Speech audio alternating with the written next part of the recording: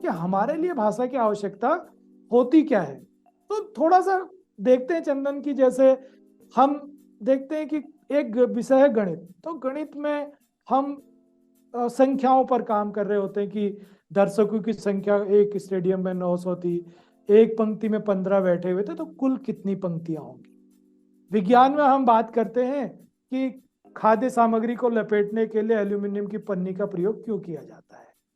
अब अगर देखा जाए तो ऐसे तो हम इतिहास, भूगोल, मनोविज्ञान, दर्शन, हम इसमें कहीं पे भाषा की बात तो नहीं कर रहे होते वो हम। कहते हैं ना, आई थिंक नरेंद्र जी, जी आई थिंक आप कोई भी विषय उठा लें, बिना भाषा के वो विषय आप कैसे पढ़ाएंगे। ये तो एक इतना इंटीग्रेटेड विषय है। मैं गणित की बात करता हूँ कि जब बच्चा जोड़ बाकी गुणा भाग के सवाल तो हल कर लेता है, लेकिन जब कुछ सवाल में आ जाते हैं कि आपने बोला कि मान लीजिए कि मेरे पास 100 रुपए हैं, फिर मैंने उससे 10 रुपए का ये खरीदा, 20 रुपए का ये खरीदा, फिर अंत में मेरे पास कितने बचे। या फिर कुछ ऐसे सवाल आते हैं, भारतीय सवाल जिन्हें वर्ड प्रॉब्लम कहते हैं, बच्चों को समझ में ही नहीं आते। हालांकि इसे जोड़ बाकी करना आता है, लेकिन उसे सवाल ही समझ नहीं आया, तो यानी इसका मतलब उसके दैनिक जीवन से, उसके कंटेक्चुअली हमने गणित एक तो संदर्भ में नहीं सिखाई, ना उसे भाषा समझ में आ रही है। तो सर, भाषा समझ नहीं आएगी तो इसमें से कौन सा डिसिप्लिन समझ में आएगा।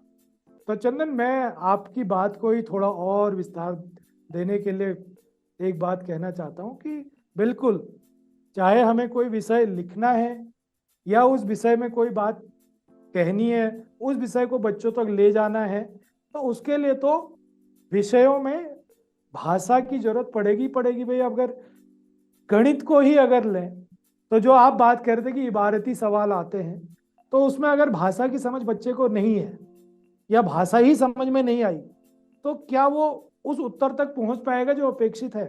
शायद नहीं। यही तो और दिक्कत ऐसे ही। आती है सर, जी। यही जी दिक्कत आप। आती है। और आप गणित छोड़िए सर, विज्ञान में या फिर आप किसी भी चीज को, प्रक्रिया को, कॉन्सेप्ट को समझाने की कोशिश करते हैं, उसमें भाषा भाषा ही अहम भूमिका निभाती है। और बिना भाषा के मैं इमेजिन नहीं कर पा रहा कि मैं किसी डिसिप्लिन को कैसे सीख पाऊँ।